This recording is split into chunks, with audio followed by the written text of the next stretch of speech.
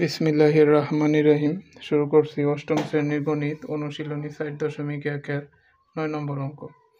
x-1/x = 4 হলে প্রমাণ করো যে x² + 1/x² = 18। দেখো দেওয়া আছে, প্রথমে আমাদের কি করতে হবে, কি দেওয়া আছে x-1/x = 4 প্রমাণ করো। তাহলে সুতরাং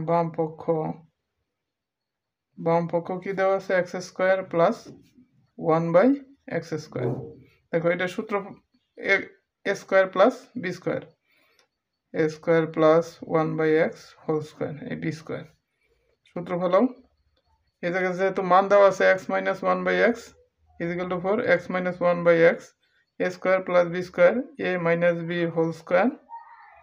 + 2ab।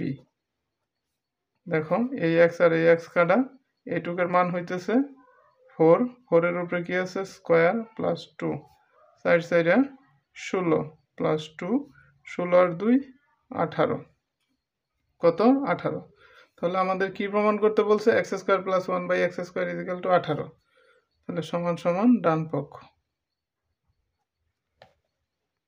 তাহলে দেখো সুতরাং x² + 1/x² =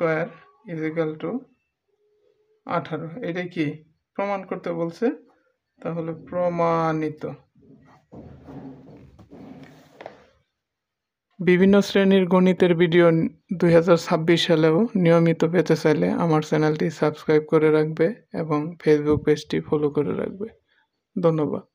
ধন্যবাদ সবাইকে।